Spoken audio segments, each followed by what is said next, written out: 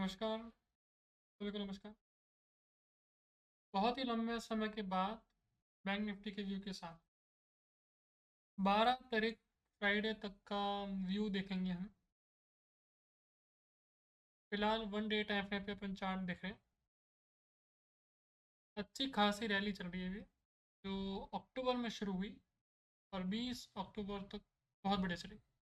20 अक्टूबर से 10 नवंबर तक एक होल्ड लगा। होल्ड को तोड़ के वो 20 नवंबर तक चली और 20 नवंबर से अभी तक एक होल्ड और लगा हुआ है। अब जो ये हमारी 3 वर्टिकल लाइंस हैं, इसको हम हटा के चार्ट देखें तो एक छोटा सा पैटर्न जो कि ये रेंज पे है और उसके बाद एक छोटी सी रेंज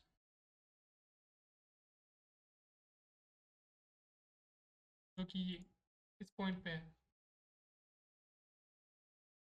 कैंडल फॉर्म में अच्छी खासी लंबी कैंडल्स और हाई मूव के साथ चली थी।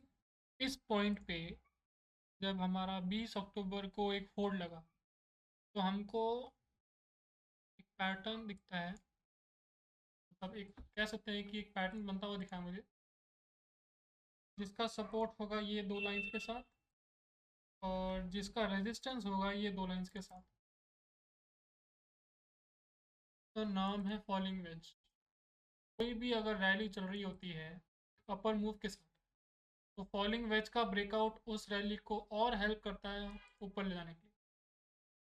यहाँ भी एक रैली चल रही थी, ब्रेकआउट के बाद ये और अच्छी खासी अप मूवमेंट के साथ और ऊपर गया।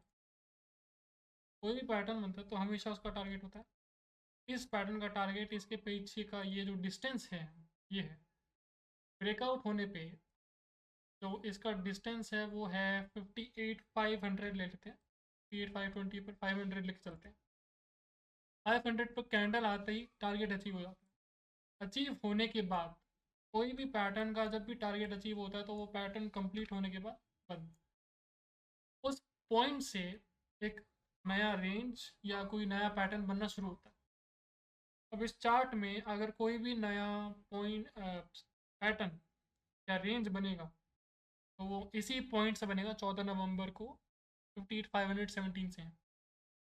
रेंज पैटर्न पकड़ने के लिए हमको सबसे पहले सपोर्ट बनाना पड़ेगा, तो इस पॉइंट से जो ये है पहला और दूसरा, इन तीन पॉइंट्स को अपन कनेक्ट करके सबसे पहला हम बनाते हैं सपोर्ट।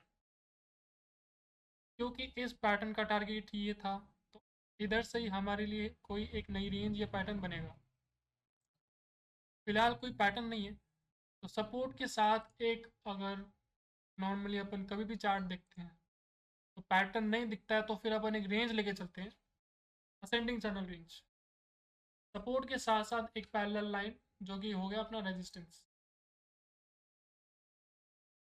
इस पॉइंट से अगर हम देखें तो एक गैप अप ओपनिंग हुई, ऊपर जाने के बाद फिर एक नीचे गिरावट आई, लेकिन जब कैंडल ने इसी पॉइंट पे क्लोजिंग दी तो वापस एक और बार एक बहुत ही अच्छी खासी रैली निकली ऊपर। रैली निकलते ही जब इस पॉइंट पे रिवर्सल आया वापस अपने इसी सपोर्ट पे क्लोजिंग ली, हमने यहाँ से गैप अप दिया, यहाँ से एक रिवर्सल करके एक अच्छी सी रैली दी। तो एक तरह से अपन कह सकते हैं कि एक पॉसिबिलिटी है कि तीसरी बार भी कल एक रिवर्सल हो। कोई कंफर्मेशन नहीं है कि होना ही चाहिए, हो सकता है ये सपोर्ट भी टूट जाए, पर क्योंकि इस पॉइंट से हमेशा अच्छा खासा बायर्स ने सपोर्ट दिया है और हमेशा जो बैंक निफ्टी है वो अच्छा ऊपर गया है, तो हो सकता है कि कल एक रिवर्सल देने के बाद भी एक रिवर्सल मतलब एक अपर मूवमेंट ले। एनालिसिस के हिसाब से ये लगता है कि जाना चाहिए, पर वो तो कल ही देखेंगे कि जाना चाहिए कि नहीं जाना चाहिए। फिलहाल अगर जाता है, हम मान लेते हैं कोई हम मतलब एक पॉसिबिलिटी है, कोई कंफर्मेशन नहीं है, हम मान लेते हैं कि अगर जाता है तो हमारे पास ये जो है लाइन रेजिस्टेंस ये होगा हमारा क्या बोलते हैं स्ट्रॉन्ग रेजिस्टेंस 59,770। जब भी कैंडल इधर आती है हमेशा सेलर्स उसको धक्का मार के नीचे गिराते हैं। पहला पॉइंट ये, दूसरा पॉइंट ये। अब 770 तक भी आ गया तो हो सकता है कि 2 या 3 दिन, मतलब चलो फ्राइडे ले लेते हैं, फ्राइडे तक अगर 59,770 या 60,000 के ऊपर भी इसने क्लोजिंग दी, तो पॉसिबिलिटी है कि ये 60,500 60,600 तक भी जा सकता है। स्टार्टिंग यहाँ से है, यहाँ पे एक सपोर्ट लेके रिवर्सल, फिर यहाँ पे एक सपोर्ट पे आया। अब अगर रिवर्सल होता है तो यहाँ पे रेजिस्टेंस ब्रेक करने के बाद एक रीटेस्ट कर सकता है, पॉसिबिलिटी है, और आराम से 60,200 तक का मूव एक्सपेक्ट कर सकते हैं फ्राइडे तक, एक्सपेक्ट कर सकते हैं। क्लियर बोल रहा हूँ कि कोई भी कंफर्मेशन नहीं है, सिर्फ एक पॉसिबिलिटी है। एनालिसिस गलत भी हो सकती है, इसीलिए पॉसिबिलिटी लेके चल रहे हैं कि भाई एक चैनल के अंदर रेंज है, क्या हो सकता है अगला मोमेंट। तो हाँ, इतना ही है बस फिलहाल तो।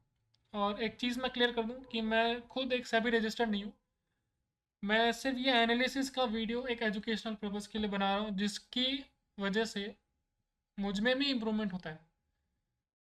जैसे कोई भी गलती होती है तो पता चल जाता है वीडियो बनाने से, अगले दिन मार्केट बता देता है कि मैंने कहाँ गलती करी एनालिसिस पे, वगैरह वगैरह। तो खैर, कल रिवर्सल होना चाहिए अच्छा खासा, 59,770 का एक रेजिस्टेंस रहेगा।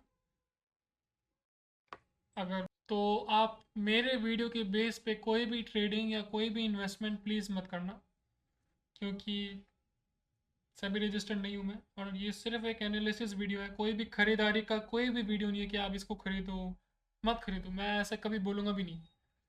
सिर्फ हम आगे का मूव एक एक्सपेक्ट कर रहे हैं कि मार्केट किस तरफ जाना चाहिए, किस तरफ मुड़ना चाहिए। सिर्फ पैटर्न्स और रेंज के हिसाब से हम आगे का मूव सोच रहे हैं, आगे का एक नज़रिया दे रहे हैं कि क्या हो